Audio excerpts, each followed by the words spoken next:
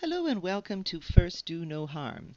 My name is Chris Wildermuth, and before we start with the actual program, just some information about me, some introduction, if you will. Usually, one thing that I tell people right away before they or while they're hearing the accent is that I'm originally from Rio de Janeiro, Brazil. So the picture that you see is from the beautiful Sugarloaf Mountain in Rio de Janeiro. You can see a gorgeous view of the city from up there. I'm a professor at Drake University. I coordinate the Master of Science in Leadership Development. Our program, the main goal of our program is to develop leadership capacity in ourselves and in others. So it's a program for people who want to develop their own leadership competencies, be instrumental in the development of leadership competencies in others, or for anybody who is interested in advanced studies in the field of leadership. The program is competency based. It's based on 13 leadership competencies: personal mastery, relational, and strategic.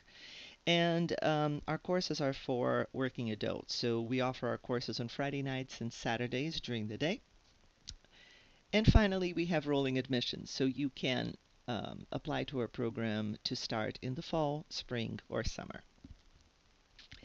Here's the road we'll travel. Here's what we're going to be talking about. So first, I will invite you to explore with me some myths in diversity development. So interventions that you may have seen that people think work, but may not work so well. Then we're going to be taking a look at why these interventions may not work, considering, well, human nature. And finally, I'll be making some specific recommendations. Before we start, I wanted to ask you a question, and if you're watching the recording, just take a moment and answer this question on a piece of paper. What is the relationship between paper clips and diversity? So stop the tape now, answer it, and then come back. All right, so ready to get started? So let's get started. The idea behind the title of this presentation came from a book I read a while ago called Leadership and Self-Deception by the Arbinger Institute. And here's the story related by the author. In the mid-1800s, a doctor called Ignaz Semmelweis, I hope I'm pronouncing this right, was a researcher in the Vienna General Hospital. And Dr. Semmelweis noticed that there was a very high mortality rate in the maternity ward of that hospital. However, he also noticed something strange, and what he noticed is that the mortality rate actually went down when the ward was cared only by the midwives. So the doctors were somehow making it worse. So after Dr. Semmelweis investigated the problem further, what he realized was going on was contamination.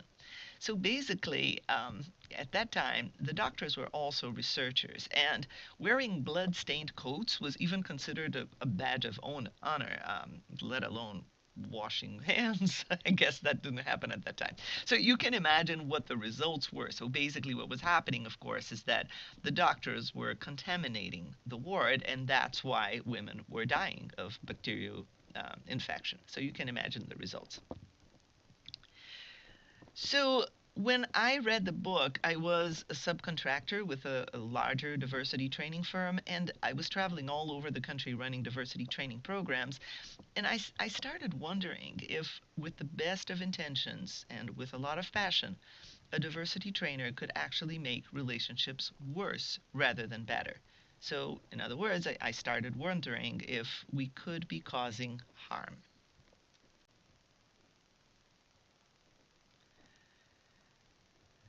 Before we go on to the main reason for my concerns, let's take a step back and explore the common business case for diversity interventions. So specifically, let's take a look at what is myth and what is real in the diversity business case. And incidentally, when I say diversity interventions, I don't mean necessarily diversity training. I mean any type of initiative to improve diversity relations. For example, trying to recruit more employees from diverse backgrounds could by itself be seen as an intervention. I'm not addressing, at least not yet, which of those interventions would be good idea or not a good idea. I'm just focusing on our justifications for having them in the first place. So here's how this is going to work. I'm going to present a particular business case, and I will then ask you to consider whether that piece of the business case is real, reality, false, a myth, or a bit of both. And if you decide it's a bit of both, you're basically saying that there's a grain, or sometimes more than a grain, of truth in that statement. I'm not asking at this point whether the statement is good or bad, whether we should or should not tell people about that statement, or whether we should or not include that reasoning when we invite people for diversity interventions or try to get funding for diversity interventions. I'm just asking you if that piece of the business case holds water or it does not. And since you're actually listening to this recording, I would say at that point, just stop the recording, take a few notes, and then come back, and that's how you will get the most out of this presentation rather than just listening to it. Ready? Okay, so first let's take a look at what is probably the most commonly used argument for diversity interventions. It kind of goes like this. We need to focus on diversity because our clients come from diverse backgrounds. Our employees come from diverse backgrounds.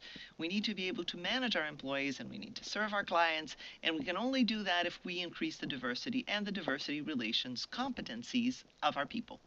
And also, our business requires relationships with people from all over the world, so that's the globalization piece. We need to relate to both partners and clients, so that's why we have to have diversity intervention. So what would you say? Is this a myth, a reality, or do you see some grains of truth? So if you're listening to this presentation, just stop the tape for a moment, answer it, and come back. Okay, so here's my verdict for this one. I would say there's a grain of truth, or, well, maybe I would say many grains of truth in this particular case. It's not totally true or totally false. So here we go. First, I would say it is true, of course, I couldn't deny it, that domestic demographic changes matter. And I would also say that it's impossible to deny that these changes are going to impact marketing and human resource practices. And it's also true that your workforce should reflect demographic changes. Or, for example, if 80% of your potential employees in a given field are female, but you happen to have only 10% in managerial positions, that's kind of a problem. And finally, it's true that these changes are real. In fact, the Pew Institute suggests that by 2055, the US will no longer have one single ethnic majority, at least not numerically. I'm not talking about power structure here when I say majority and minority, by the way. I'm strictly talking about numbers, and I realize that that's not the connotation, the meaning that we often give to the word majority or minority. Take a look at this graph from the Pew Institute to illustrate this point. See the projection? White Americans were more than 80% of the population in 1965 and are projected to move down to 46% by 2065. And that's just talking about what's happening domestically, but we're not talking about relationships and we're not talking about globalization. And globalization could arguably pose even bigger challenges. Just one little aspect of this puzzle, we're talking now about the relationships, or more specifically about the relationships between Americans who are working abroad and their international counterparts, their colleagues, their clients, and so on. Interculturalist Robert Cole suggests that without adequate preparation, 40 to 60% of all U.S. expatriate assignments will fail. You can imagine the amount of investment that goes into sending somebody abroad and what it means when that large of a proportion of the expatriate assignments actually fail. So you see from those two slides that demographics and globalization do make a good case for diversity interventions, whatever these interventions are. So why did I say that there's just a grain of truth, or actually, if you recall, I said there are several grains of truth to this particular business case?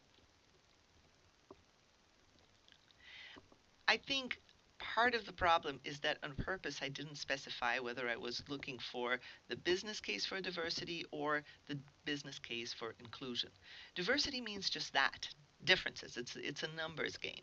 So normally when we say we want to increase diversity, what we're saying is that we need to hire more people from quote unquote diverse backgrounds, or we need to promote more people, or you get the idea.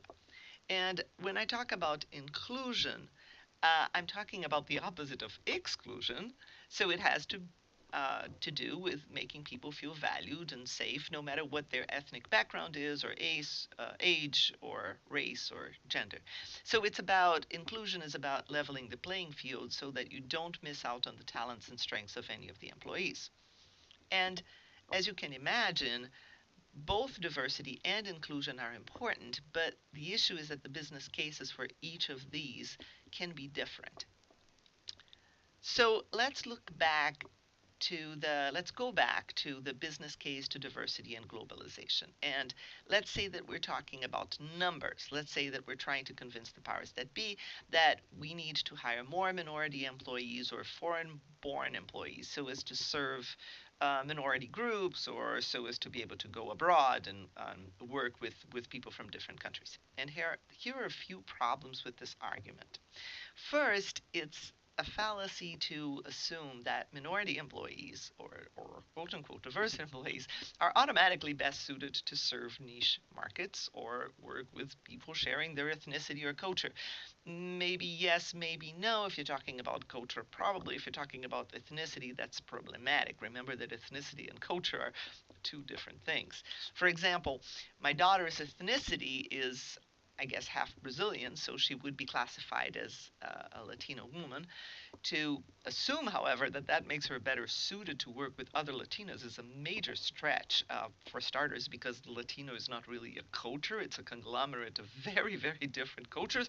And second, because she wasn't really even if we were talking only about Brazil, she wasn't really brought up as a Brazilian, so her understanding of Brazil is probably not as high as that of a person who does not have Brazilian heritage or is not ethnically Brazilian, but who maybe grew up in Brazil or spent several years there or understands a lot about Brazilian culture. And note that I'm only talking about Brazil here. I'm not even talking about Latino. So you see where you have to be careful with these kinds of assumptions. Second, and I think this part is really, really important. Remember that minority employees are may not be interested in working in niche markets or having so-called diversity-related jobs. And I can tell you that from my own experience, this assumption feels pretty upsetting and discriminatory. It's almost like all of a sudden the only thing you have to offer is your ethnic origin. After a while in the US, I found myself wanting to stay away from anything related to diversity or globalization. And I guess I'm only coming to terms with this topic now because now it's my own choice. So you have to be careful not to pigeonhole people. And finally, you can't assume that majority employees, by the same token, actually, I guess this one is related to the first bullet, you cannot assume that majority employees cannot do a good job serving niche markets. In fact, for what I said before, they could be even better for it.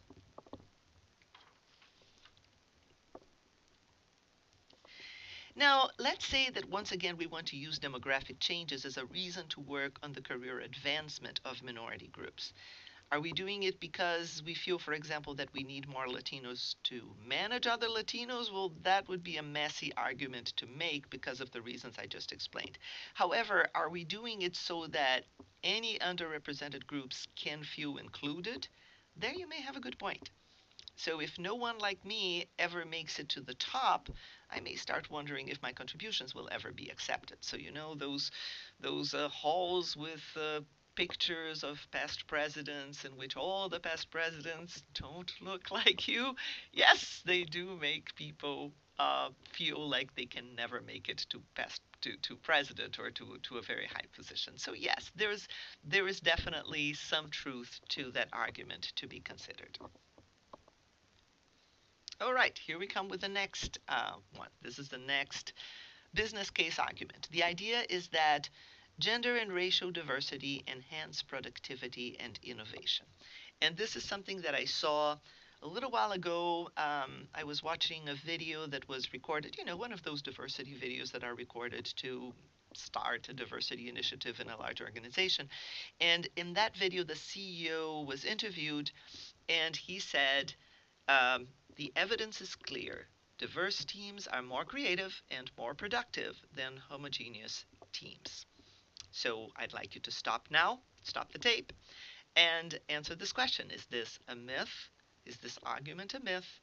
Is this argument reality? Do you think it's for real? Or do you think, um, eh, part of both, grain of truth? What do you think? And the answer is it depends. Therefore, I could say grain of truth. So the evidence seems to be somewhat inconsistent here. Let's dissect this. First, let's talk about gender diversity. So, is it true that if you have more women in the group, not only men, that you're going to have more productivity or more innovation? Gender diversity, really, according to what I saw, does not seem to have consistent impact one way or another. I suppose it depends on the situation, but I'm talking in general. When we're talking about racial diversity, and I'm basing these arguments on specific articles that I looked through. So racial diversity, does it help? Well, it really depends on other factors such as organizational culture, diversity education, levels of prejudice. So just think about it. If diversity relations in your organization are poor, it's kind of hard to assume that magically increasing your numbers will make your teams more productive. I would probably argue that the opposite will happen. So, to be clear, without training and supporting culture, diverse teams could face more conflict, and some less powerful members could actually be ignored. Now, you're listening to this and you may say, um, well, that's because you're talking about a group with very few members of, say, very few women or very few racial minorities.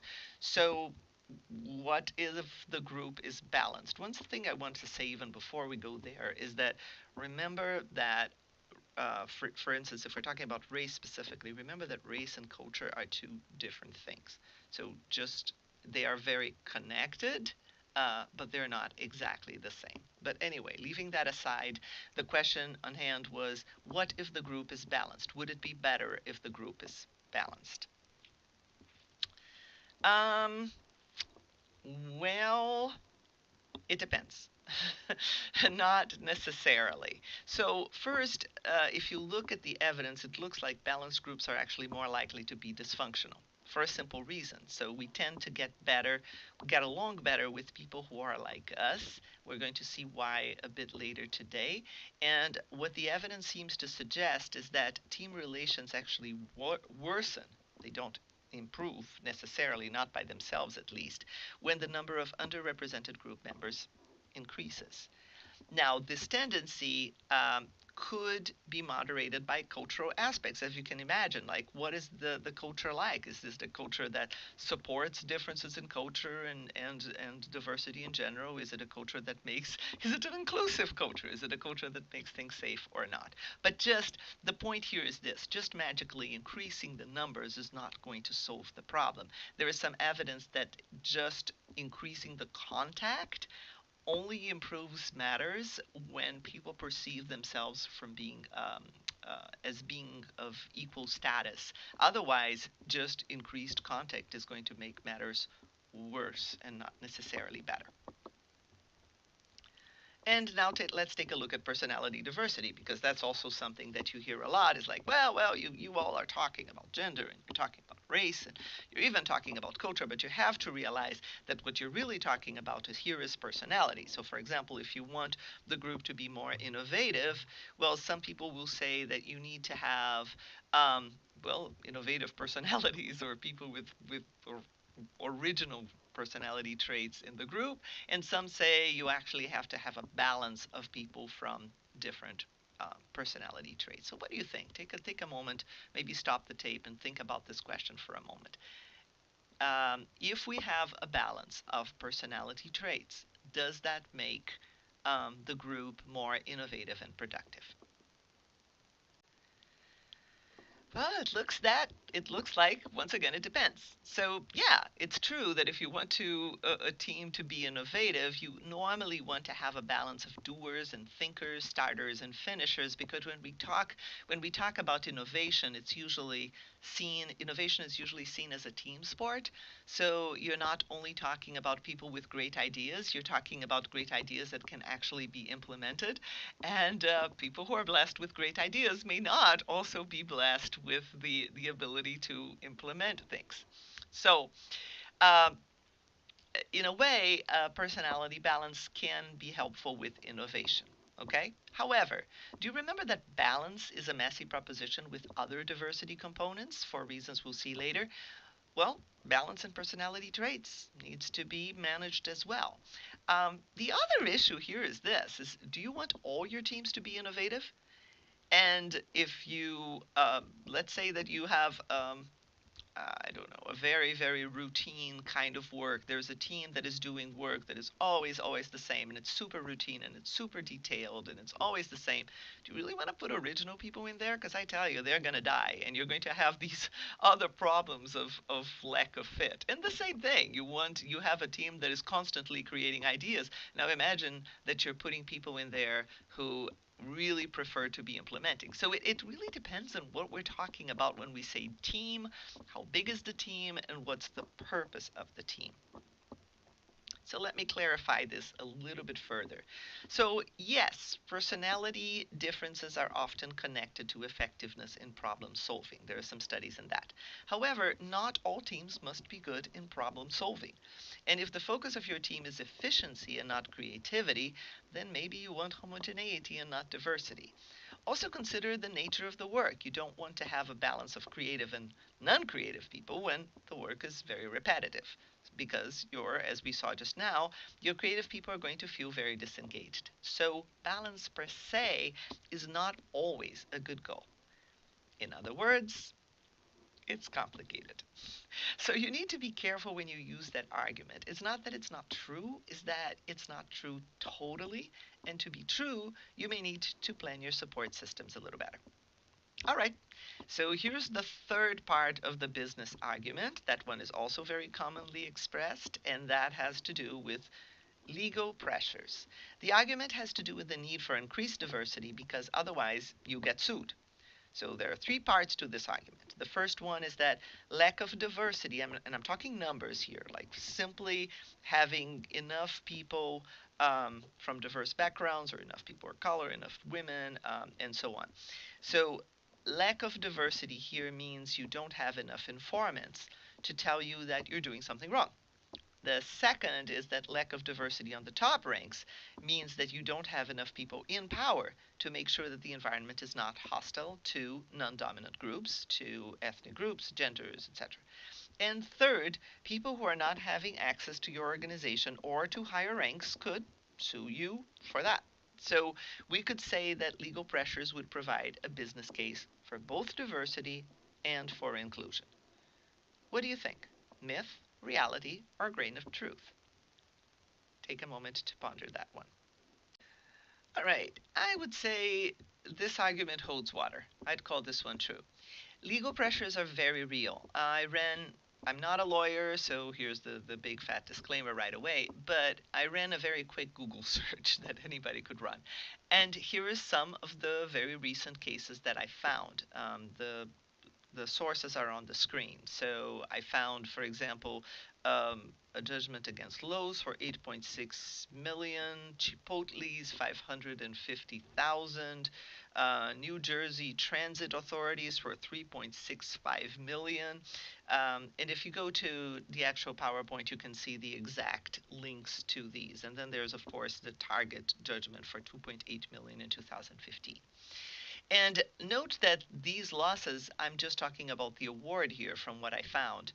Not all the related losses, though, are included here. For example, you should consider morale, the actual cost of the lawsuit, the loss in reputation, and so on. So, in other words, you really don't want to go there. Okay? So, let's review the traditional business case for diversity and inclusion. Very often, these are not differentiated. Don't explain whether they're talking about diversity or inclusion. But let's go. First, people talk about demographics. Changing demographics is a very common one. Related to that is globalization. My pet peeve is when people say the world is becoming more global, whatever that means. And then there is the business case about productivity and innovation, and then, of course, legal pressures. Okay, so these are the pieces of the puzzle. Now, the fact that these pieces of the business puzzle hold water, that there is at least some truth to them, and oftentimes a lot of truth to them, does not mean that these are the arguments you actually want to use when you start a diversity or inclusion initiative. These are important arguments, and I wanted to start there, but there's one thing we absolutely need to consider if we don't want our best intentions to do harm, and that is human nature. So here I'm going to share a few pieces of the human nature puzzle that could impact the effectiveness of expressing the business case just like I stated. The first I want to call boxes are us. We like boxes. Basically, what I mean by that is that human beings like to fit everything into boxes or categories. And here's the way this goes. It's called categorization. So let's say I see a conglomerate of leaves and branches, and someone tells me that that's a tree. And then I see a slightly different tree, but it still looks close enough. So I also want to call that a tree. So I create a category called tree in which I can fit the complexity of my environment. I can't create one category for each object, so naturally my brain creates shortcuts. And that is, by the way, the origin of stereotypes. The word stereotype comes from fixed letter types used for newspapers in the olden days. So, you know, those little thingies, those little types that they used to create papers. How do you like my technical wording? Well, the title of the newspaper, however, was always the same, and that was called stereotype. So, categorization is not necessarily bad, it's just a piece of our human nature. It's just how the brain works. The problem is when the categories become so rigid that they don't change even when you have evidence in the contrary. So the problem is even when somebody says, no, wait, this is not really a tree, what you see over there, because you see these are like mechanical thingies on it, so it's not a tree. And even after I hear that, I look at it and I still call it a tree. So the problem is what we call stereotype rigidity, not necessarily the fact that we create stereotypes in the first place. Now, here's the another important piece of the human nature. So the first one is like we like boxes. The second one is we like people who share our boxes. So we categorize people too. We put them in our own social category or in the other category. The people are with us or they're not with us. And this is likely an evolutionary pattern. So we had to rely on the people who are close to us, on our kin, on our tribes for defense purposes. The tendency to like people who share our boxes is called social identity bias, and it's a very, very powerful human tendency. Researchers are able to reproduce that tendency even, they say, within a couple of hours. If I divide a group between the blue shirts and the green shirts, and I give them something competitive to, I give them some kind of a competition, the blues against the greens, you're going to see those groups starting to discriminate against each other pretty fast. Okay. So, I said that we like to put things in boxes and we like people from our boxes. So, a logical conclusion is that anything that strengthens the division between these boxes could be problematic. So, can you think of any organizational process that could reinforce these boxes? So, what do you think? Stop the tape now and write down some ideas. You may have said identity groups or special mentoring groups. That's always such a tough call because there are arguments pro and arguments con, and my purpose here is not to say don't do it. My purpose is to say do it carefully. Um, because there are arguments pro and con. You could say that they're very important for inclusion, they're very important for career advancement. On the other hand, they could reinforce the boxes, and arguably, if the people in power are from a certain group and you only make mentors out of people from another group, you could arguably be damaging access instead of increasing access. So it's one of those things that I really don't have a firm answer. I would just say be cautious and think about the impact of that on categorization, stereotyping, and so on. Also, let's take a look back at the business case.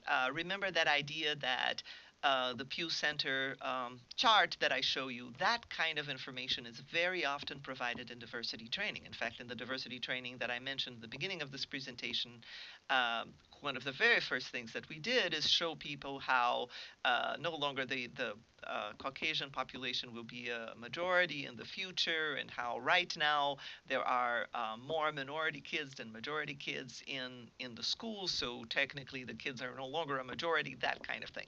Well, what are we basically saying here? We're basically saying that there will be more people in the other, quote unquote, other boxes.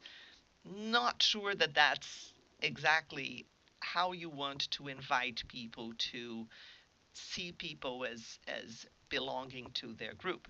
So basically, what you're saying is, be careful. I'm bringing in all those other boxes, and they're full of people. And by the way, people from your box are in danger. So now I could be starting a fight or flight response, kind of the opposite of what I would like to do. A third piece of the puzzle in human nature relates, as it relates to diversity, is what we call similarity bias. So basically, we like people whom we perceive as like us.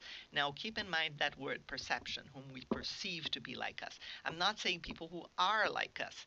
I'm saying people that we think are like us. And I'll get back to this perception idea later on when I give concrete recommendations, because it's a very key proposition.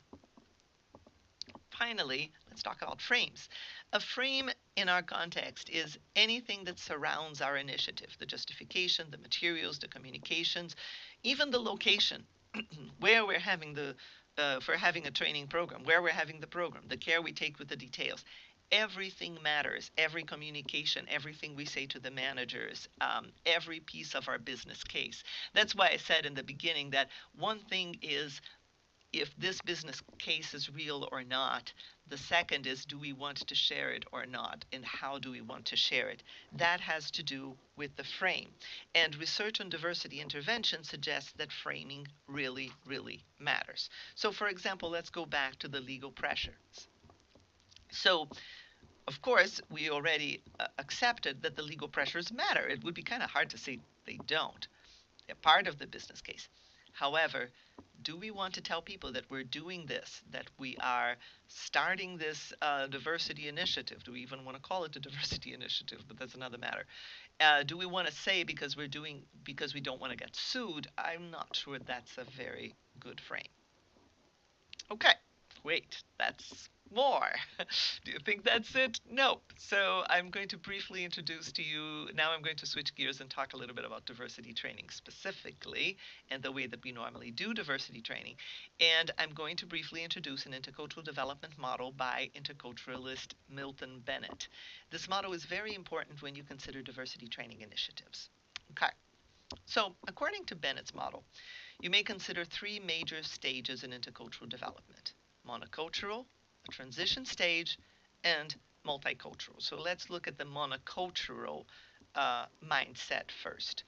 In the monocultural mindset, you either do not see differences, and that's called denial, or you see them and you don't like them. That's the second phase, and that's called defense. So first you say, there's no such thing as a difference. I don't see anybody who is different, and that's usually when you have no contact with anybody who does not belong to your most visible group.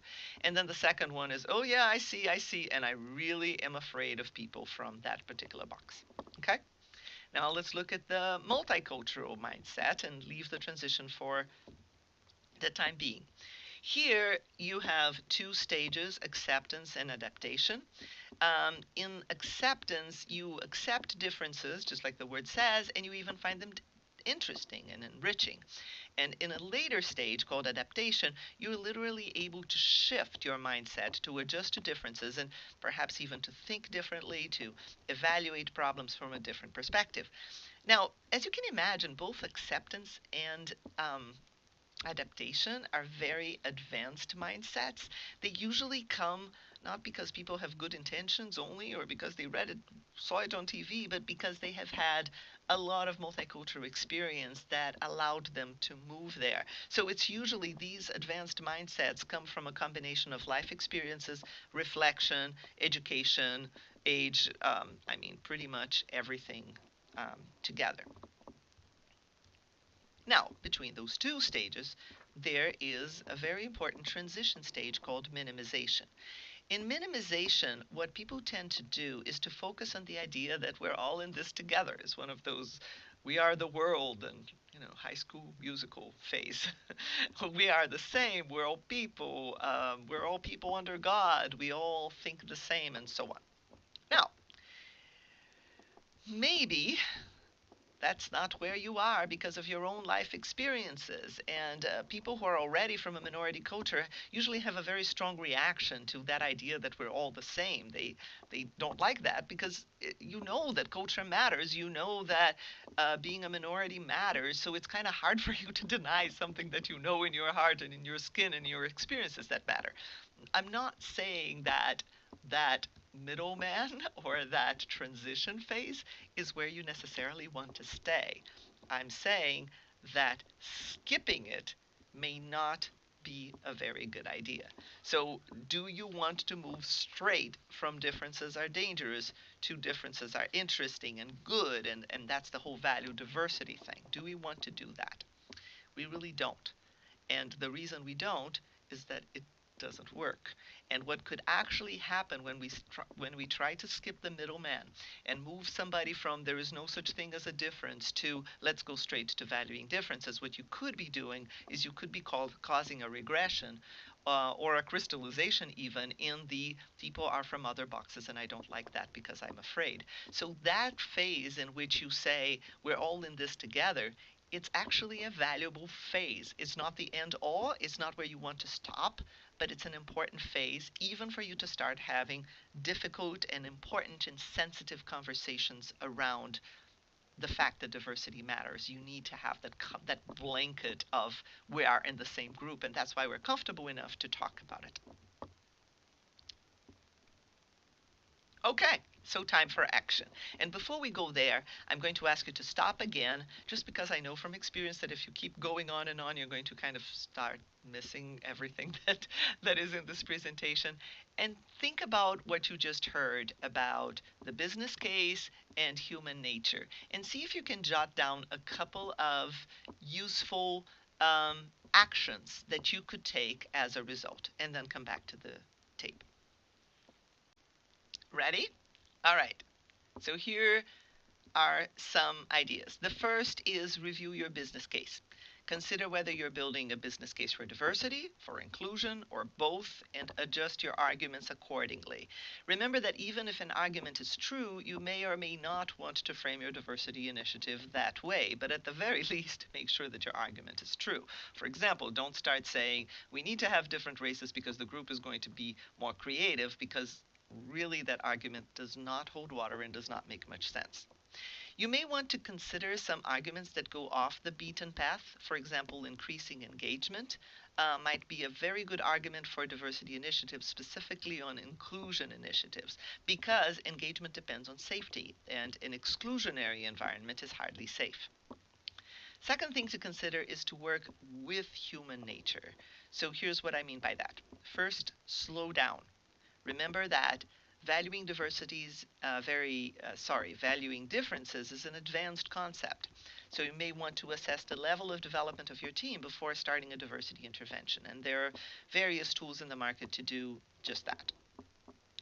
Second, you may want to think out of the box and take human nature into consideration, at least as you start your processes. For example, here's one idea that I often share and that people usually don't think about, and that is, have you thought about creating friendly competitions with other organizations for games and challenges? No, take everybody to some kind of a, I don't know, treasure hunt, volleyball game, I don't know, and then mix and match people within your organization for that team, those teams, people who would normally um, not relate to each other, or even people who might see each other as the other. How about you put them in the same team fighting against somebody else? And that alone might rearrange your internal boxes. So people may now see themselves as members of the same team who are fighting against the other team. Finally, do you remember that I said that I would come back to the importance of perception? You see, who belongs to our box is a matter of the most important box to us at the time. So, what is what we call the salient box? What box are we looking at? So, I could look at someone and see that person as a woman. Therefore, that person is like me because I'm a woman. I could see that person as an American, so that person is like me because I'm also an American. Or I could decide that I'm going to pay attention to my Latina box and I'm going to say that person is Caucasian, I'm Latina, therefore we're different. So, what box am I paying attention to at that moment? And one um, possibility here is to multiply the number of connections that we perceive so that I can draw from different boxes and I can see more connections between us. And have a small consulting firm, and the way that we call this in our consulting firm is conversity. The word con stands for with or together in Latin and verse, to familiarize by experience, study, or practice. So the idea is to find connections through conversations, through intentional conversations. So we always include conversity discussions in our practice because we want to intensify the number of connections that people perceive. Now, I can already see some people groaning, so let me emphasize again. Conversity interventions are not a catch-all. They're not an end-all. They're ways to start a process, but you don't necessarily want to end there. I just want a blanket of commonality before people can engage in the more difficult conversations that require a lot of safety. Above all, whatever you do, remember to do no harm. Okay, so earlier I asked you what paper clips have to do with diversity. You can go back to your notes, and my point was you have to find connections. All right, so thank you and happy learning to everyone. Please contact me if you need additional information, either on this topic or on the Master of Science in Leadership Development. Here's my contact information, and again, information on our program can be found drake.edu/leadership. Thank you so much. It was lovely to talk to you.